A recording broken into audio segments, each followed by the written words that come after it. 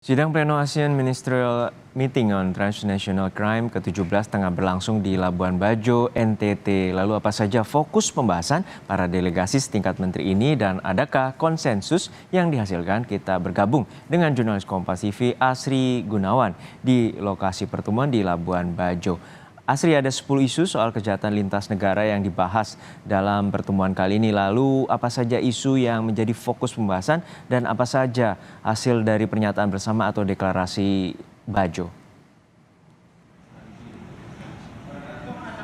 Ada 3 isu prioritas yang dibahas atau didorong oleh Indonesia dalam pertemuan setingkat menteri di agenda AMMTC ke-17 di Labuan Bajo ini. Pertama, soal perdagangan gelap narkotika, kemudian terorisme, dan yang terakhir soal tindak pidana perdagangan orang. Ini yang sering kali dibahas dan ditegaskan oleh Kapolri Jenderal Listio Sigit Prabowo dan juga oleh Presiden Joko Widodo yang tadi juga disebutkan dalam sambutannya. Nah, dalam 2 bulan terakhir ini, polisi ini melakukan tindak lanjut dan menjadi fokus untuk memberantas tindak pidana perdagangan orang. Ada 2.000 orang yang berhasil diselamatkan dan berhasil menetapkan 900 tersangka. Lantas seperti apa kerjasama dan juga bentuk-bentuk koordinasi dengan negara-negara ASEAN dalam menangani tindak pidana perdagangan orang? Kita akan membahasnya lebih lanjut dengan Kadif Humas Polri, Irjen Pol Sandi Nugroho. Selamat siang Pak Sandi, sehat? Selamat siang Mbak. Pak, yang dibahas dalam AMMTC ini yang menjadi fokus kan disebutkan oleh Pak Kapolri, oleh Pak Presiden juga adalah terkait dengan TPPO. Nah, lantas sejauh ini sudah sejauh mana dan seperti apa kerjasama antara Indonesia dengan negara-negara ASEAN? Baik, tindak lanjut tentang pertemuan yang dilaksanakan oleh Presiden pada bulan Mei yang lalu, yaitu tentang KTT ASEAN, ditindaklanjuti oleh Bapak Kapolri pada AMMTC kali ini dengan mengambil topik-topik yang sudah dipersiapkan tentang kejahatan transnational crime. Ada 10 isu, diantaranya adalah TPPO. Untuk TPPO sendiri, tentang tindak pidana perdagangan orang menjadi suatu hal yang sangat serius dan menjadi kesepakatan para kepala negara yang hadir pada KTT ASEAN pada waktu lalu, bukan hanya menjadi tanggung jawab atau isu tentang penegakan hukum saja, tetapi juga menjadi kewajiban atau tugas dari negara-negara ASEAN lainnya untuk melaksanakan kegiatan tentang pencegahan serta penegakan hukum yang terkait dengan TPPO. Hal tersebut disampaikan oleh Bapak Kapolri, Bapak Jenderal Polisi Dr. Andes Listio Sigit Prabowo pada waktu pembukaan, bahwa salah satu hal yang menjadi atensi pada pertemuan setingkat menteri atau para Kapolri di ASEAN ini adalah membahas tentang bagaimana tindak lanjut untuk penanganan TPPO di ASEAN ini. TPPO yang ada saat ini sudah bagus hubungan kerjasamanya, namun akan ditingkatkan kembali dengan kerjasama tentang pencegahan TPPO, kemudian penegakan hukum yang terkait dengan TPPO, maupun perbantuan terkait dengan korban yang terkait dengan TPPO tersebut. Seperti halnya tadi disebutkan bahwa untuk TPPO kali ini yang sudah dilaksanakan oleh Indonesia, khususnya ketika Satgas Pemberantasan TPPO yang dibentuk oleh Presiden, diketuai oleh Bapak Kapolri, telah melaksanakan penegakan hukum dengan menghasilkan ada 771 LP, telah menyelamatkan korban sebanyak 2.497 orang, dan sudah menangkap tersangka sebanyak 924 orang.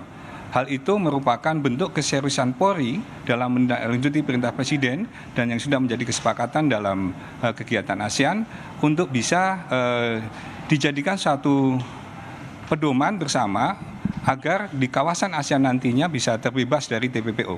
Untuk itu, selain adanya kerjasama yang terkait dengan pencegahan, tentang penegakan hukum, tentang pertolongan terhadap korban dan saksi, juga perlunya adanya peningkatan kapasitas building terhadap para pemangku kepentingan lainnya. Karena ada bagian-bagian di negara lain itu belum tentu polisi yang mengerjakan atau mungkin bidang lainnya. Kerjasama ini untuk bisa menyamakan persepsi sehingga nantinya ke depan kejahatan yang terkait TPO bisa kita laksanakan dengan kerjasama yang baik. Kuncinya dengan melaksanakan koordinasi, komunikasi, dan kolaborasi. Kerjasama yang dilaksanakan oleh negara-negara ASEAN ini akan terselenggara dengan bagus, dengan baik apabila adanya komunikasi yang baik dan adanya kolaborasi yang baik. Dan yang menarik juga Pak, tidak hanya isu ataupun kejahatan lintas negara yang akan dibahas, tapi kemarin juga disebutkan oleh Kadifu Pinter ya bahwa ada kejahatan domestik yang pelakunya ini kabur atau melarikan diri ke luar negeri. Ini juga nantinya akan dibahas dalam pertemuan ini. Nah, bentuk koordinasi dan juga kerjasama seperti apa yang nantinya akan didorong?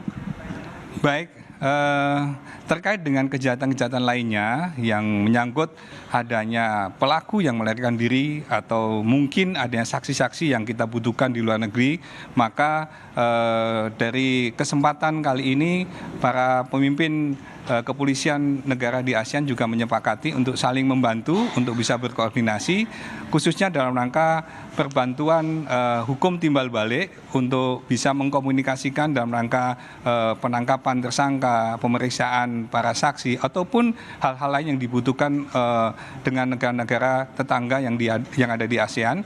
Sekaligus juga apabila kita membutuhkan adanya ekstradisi dari tersangka yang sudah disinyalir berada di suatu negara untuk bisa dikembalikan ke Indonesia sehingga memudahkan dalam rangka proses tindak lanjutnya. Untuk itu, dalam rangka kesempatan yang sangat langka ini, di mana Indonesia selaku ketua dalam IMTC ke-17 pada tahun ini, mempunyai kesempatan yang sangat besar untuk bisa mengajak kerjasama dengan negara-negara di seluruh ASEAN dalam rangka menciptakan ketertiban, keadilan, dan kesejahteraan yang menyangkut adanya tindak pidana apapun yang terjadi di ASEAN bisa dilaksanakan kerjasama dengan sebaik-baiknya. Baik, harapannya semoga apapun yang diupayakan dalam pertemuan ini bisa tercapai dan hasilnya tentu bisa mengurangi kejahatan lintas negara di Indonesia. Baik, terima kasih banyak Pak Sadri untuk waktunya. Selamat beraktivitas kembali. Tadi sudah disebutkan apa saja poin-poin yang menjadi fokus dalam pertemuan ini, dan pertemuan ataupun sidang pleno AMMTC ke-17 ini akan berlangsung hingga pukul 16.30 waktu Indonesia Barat dan nantinya akan dilanjutkan dengan penandatanganan MOU bilateral dengan 6 negara yakni Malaysia, kemudian Kamboja, Vietnam, Singapura, Laos, dan juga tadi yang sudah saya sebutkan. Dan kita harapannya tentu saja dari pertemuan ini bisa memberantas dan juga mengurangi kejahatan lintas negara yang terjadi di Indonesia. Kembali ke Anda, Juno. Baik, terima kasih rekan jurnalis Kompas TV Asri Gunawan dari sidang MMTC di Labuan Bajo, NTT.